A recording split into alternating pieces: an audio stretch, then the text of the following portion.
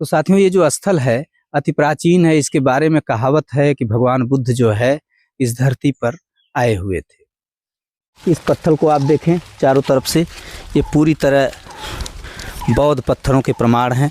ये देखिए महिला की मूर्ति है एक, ये और ये बस छोटे बड़ा का अंतर है।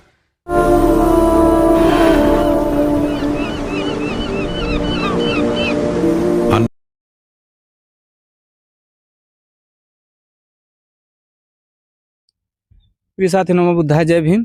आज हम खड़े हैं कुनबिया, सिंहपुर कुनबिया गांव में, जो पलना के निकट है और मेहनगर तहसील के अंतर्गत है।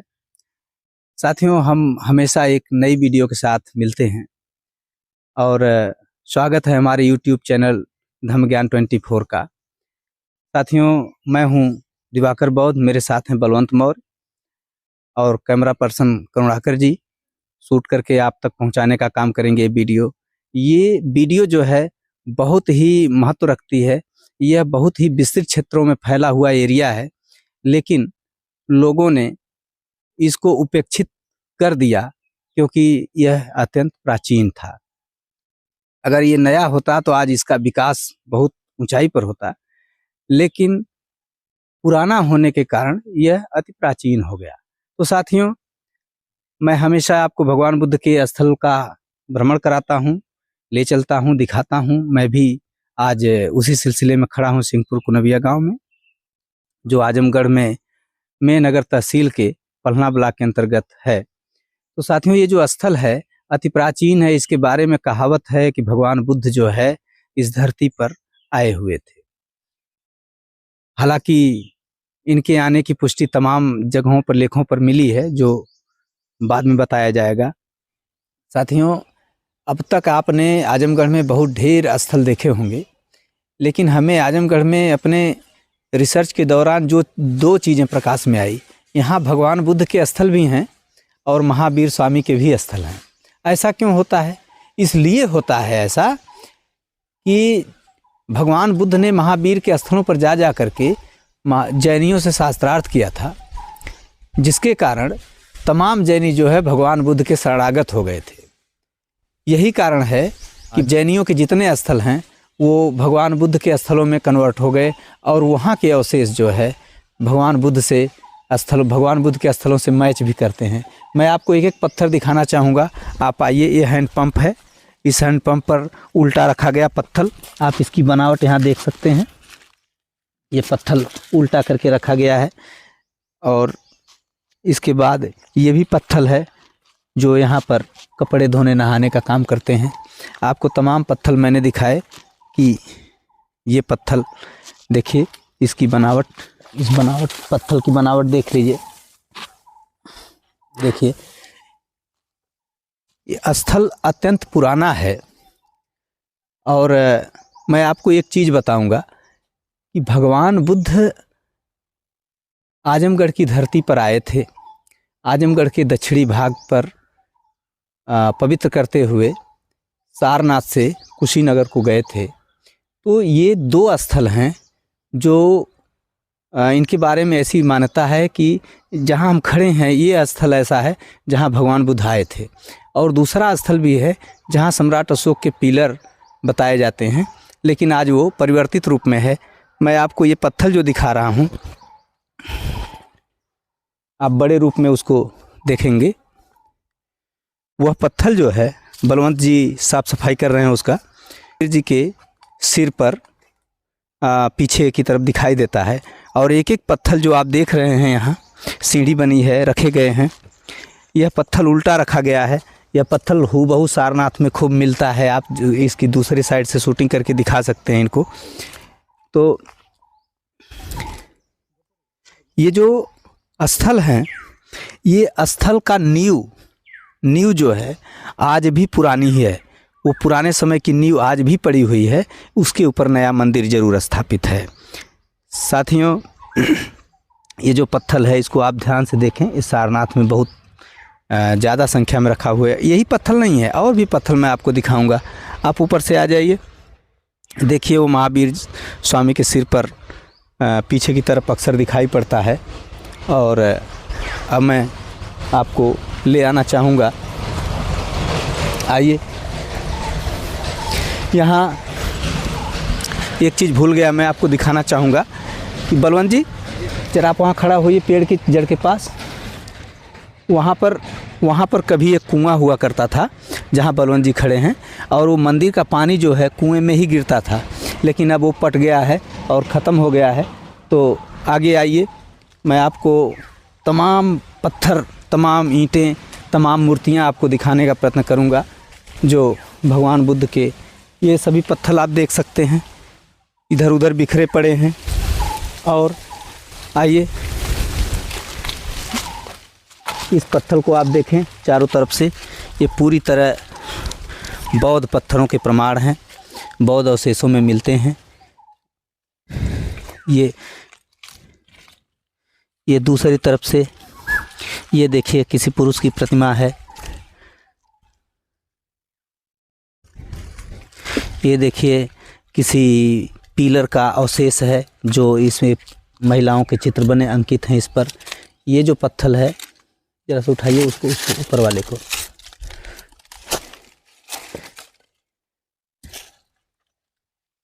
ये भी किसी मूर्ति का टूटा हुआ भाग ही है जो इस रूप में है, रख दीजिए उसको। इसके बाद आप इधर आ जाइए, इधर देखिए, ये देखिए, ये भी किसी मूर्ति का टूटा हुआ अवशेष है। और इधर देखिए छोटी प्रतिमा है, और ये देखिए नक्काशी इसकी, ये दूसरी प्रतिमा है। ये पैर हैं और यहाँ पर ये मुद्रा में बैठी हुई हैं, ये महिला छोटी सी, तमाम देख सकते हैं। ये देखिए, ये डमरू जैसे आपने मूर्ति में दिखाया था ना कैमरामैन, तो ये देखिए ऐसा प्रतीत हो रहा है, देखिए उस मूर्ति में बना हुआ था ये डमरू की तरह, लेकिन वास्तव में ये डमरू नहीं है, ये किसी मूर्ति का टूटा हुआ भाग है। और ये देखिए चक्र बना हुआ है, इसको आप देख सकते हैं। इसके बाद इसको सीधा करिए, टूटा हुआ है, उसको सीधा करिए। ये देखिए, ये यहाँ पर पूरी तरीके से नंगी मूर्ति है, और ये पेट है, इधर हाथ हैं, तमाम प्रतिमाएं हैं। ये भी देखिए प्रतिमा, यहाँ देखिए हाथ जोड़े खड़े हैं, आदमी पुरुष हैं, ऊपर भी कोई है सामने। ये देखिए आँख है, नाक है, मुंह है टूटा हुआ, ऊपर से मुकुट है, बाल ढका हुआ है।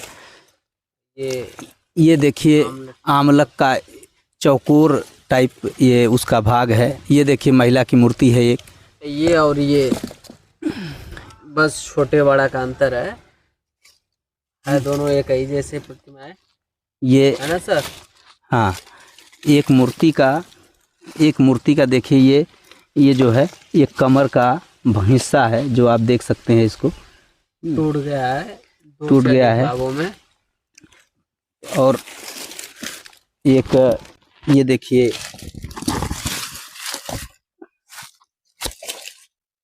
ये पत्थर का जो अवशेष है, ये किसी पावे का टूटा हुआ भाग है।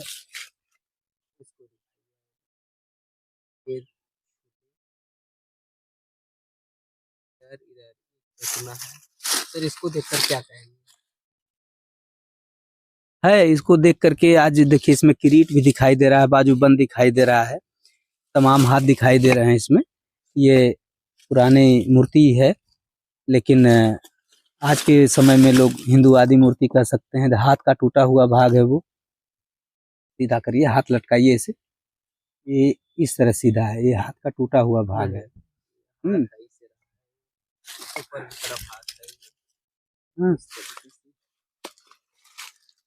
देखिए ये दूसरी मूर्ति का टूटा हुआ भाग है।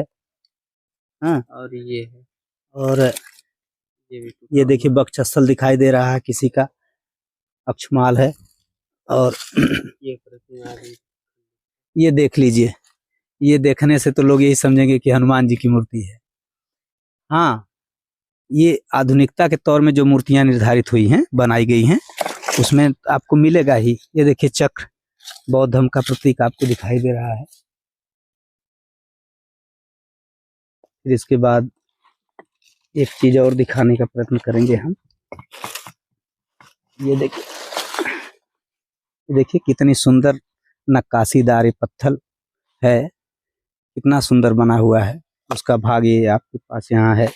और ये पैर, ये कोई जानवर दिख रहा होगा, आप ध्यान से देखेंगे तो ये वाला इस हिस्सा में और ये के हिसाब से ये देखिए, है ना। ये भी बनावट है, बहुत सुंदर नक्काशी है। इसको दिखाइए, ये टूटे हुए मूर्तियां।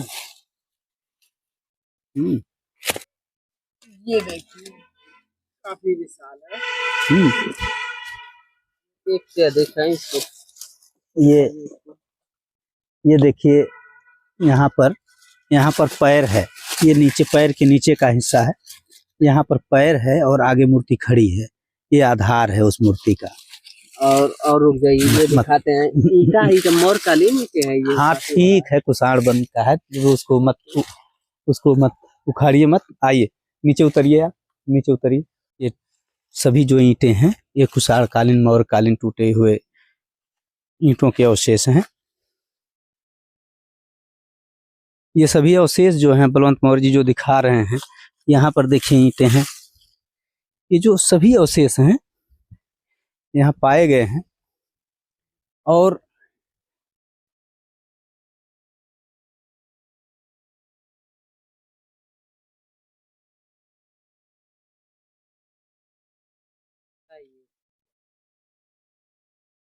इसके बाद ये प्राचीन स्थल है जो पीपल बोधि वृक्ष है, ये बहुत ही प्राचीन है। और इसके नीचे तमाम ईंटें दबी हुई हैं। उधर से मंदिर की तरफ से आइए हैं। बहुत पहले उस मंदिर का निर्माण नहीं हुआ था। मैं जब आया था तो इस मंदिर का निर्माण नहीं हुआ था। तब यहाँ के सन्यासी ने ये कहा था कि मंदिर का निर्माण कराऊंगा। तो आखिर बाद में वहाँ एक पेड़ था और ये मूर्तियाँ उस पेड़ के पास रखी गई थी। तो ये तमाम स्थल हैं। और इसके पीछे की तरफ मैं चलूँगा तो एक बहुत बड़ा तालाब है। इस तालाब में बहुत विशाल मछलियाँ रहती हैं। और जहाँ हम खड़े हैं इसी के नीचे मछलियों की एक जगह निर्धारित है। गर्मी के दिनों में जब पानी कम हो जाता है तो मछलियाँ पता नहीं कहाँ चली जाती हैं। और बाद में जब पानी सूख जाता है तो मछलियाँ कहीं गायब हो जाती हैं। लेकिन फिर जब पानी आता है तो मछलियाँ कहीं से आ जाती हैं। तो लोगों का मानना है कि जहाँ हम खड़े हैं इस ऊंचाई पर, इसके नीचे मछलियों की एक पाल है जो समय समय पर निकल जाती है। ये सभी पत्थर आप देख सकते हैं यहाँ फेंके गए हैं। ये देखिए पत्थरों की, देखिए बड़ी सुंदर नक्काशी आप इस डिजाइन पर देख सकते हैं। ये अरे वही पत्थर तो है मैं जो दिखा रहा हूँ जो सारनाथ में है। कहीं इधर उधर से पत्थर थोड़ा ना है वो। अब उस पत्थर को मैं खोलता तो दिखाता, अब उतना भारी है कि मुझसे उठेगा नहीं है। उस पत्थर को निकालते तो दिखाते। और मैं आपको एक चीज बता दूं कि मैं इस पोखरे में जा रहा हूँ। इस पोखरे की देखिए एक बहुत बड़ी इधर सीढ़ियां हैं जो पुराने समय की ही हैं। और इस सीढ़ी से मैं नीचे उतर रहा हूँ। ये सीढ़ी दिखा सकते हैं हमारे कैमरामैन, यहाँ पूरा पत्थर है। इसका दूसरे लेयर पर आइए, ये भी पत्थर है। पूरे पत्थरों से ही बनी हुई सीढ़ियां हैं। यहाँ पत्थर हैं, जो पत्थर हैं। ये पोखरा अभी पानी भरा है इसमें। इस पोखरे में अभी बहुत पानी है। ये पत्थर पर ही मैं खड़ा हूं।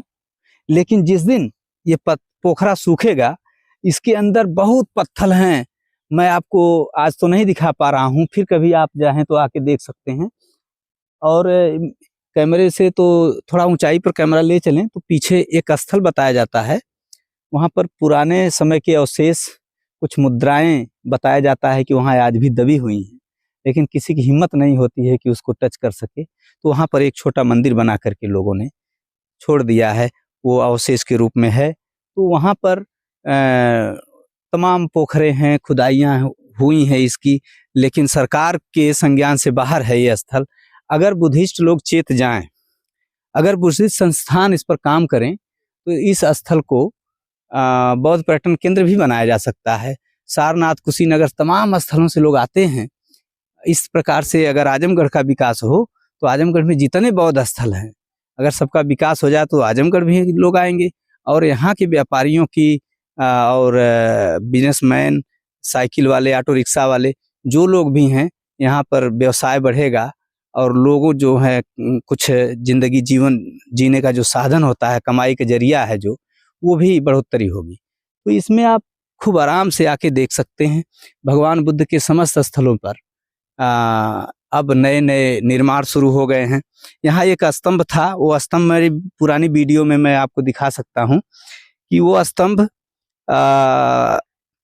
अब गायब हो गया है। उस पे भगवान बुद्ध की मूर्ति थी और मैं आपको अपने वीडियो में जरूर उस मूर्ति को दिखाऊंगा, क्योंकि मेरे पास कहीं न कहीं होगा मौजूद, पेन ड्राइव में मैंने रख रखा है। तो यही मुझे बताना है कि ये जो स्थल है, ये स्थल अति प्राचीन है। यहाँ बी राम जी पेशे से अध्यापक हैं। उन्होंने कहा था कि यह स्थल पर भगवान बुद्ध आए थे। तो सत्यता है कि भगवान बुद्ध आए थे, आजमगढ़ के दक्षिणी छोर से ही होकर गुजरे थे। महाराजा हर्षवर्धन भी अपने किसी अभियान के सिलसिले में आजमगढ़ के दक्षिणी छोर से गुजरे थे। महापंडित राहुल सांकृत्यायन ने भी अपने साहित्यों में जिक्र किया है। और ह्वेनसांग चीनी यात्री जब लोग आए थे तो आजमगढ़ के दक्षिणी भूभाग का काफी विस्तार से वर्णन किया है। तो मैं आपको दिखाया यह स्थल सिंहपुर कुनबिया। तो साथियों, आपने अभी तक जो देखा है, ये मैं दिखाने का प्रयत्न कर रहा हूँ कि आजमगढ़ में बहुत ढेर स्थल ऐसे हैं, प्राचीन स्थल हैं, जिस पर आधुनिक मंदिर बन गए हैं। और मंदिरों की स्थितियाँ ये है कि लोग पुराने देवी देवता को भूलकर अब नए देवी देवता की स्थापना करके उनके पूजा पाठ में लग गए हैं। तो मैं चाहूँगा कि बलवंत मौर्य, जो ये अवशेष आपने देखा है, इसको देखकर आप क्या कहेंगे?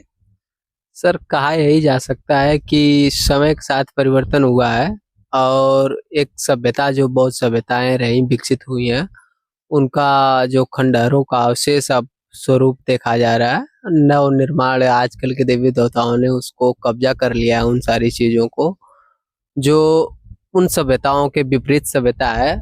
और उन समय बहुत सभ्यताएं जो विकसित की जाती थी, शिक्षा का आदान प्रदान बौद्ध विहार टाइप के लिए बनाया जाता था। उनसे अक्सर यही काम था कि बौद्ध विहारों में शिक्षा का आदान प्रदान हो। लेकिन आजकल के जो मंदिरों का निर्माण कराया जा रहा है, धन गबन और मानसिक गुलामिता और तमाम तरह के भ्रामक चीजों का बढ़ावा देने के उद्देश्य से लोग नए नए मंदिरों का निर्माण करके अपने यहाँ ठाट बाट की नियत से बैठे हुए हैं, हड़प योजना कर रहे हैं सभ्यताओं की। यही कहना चाहेंगे।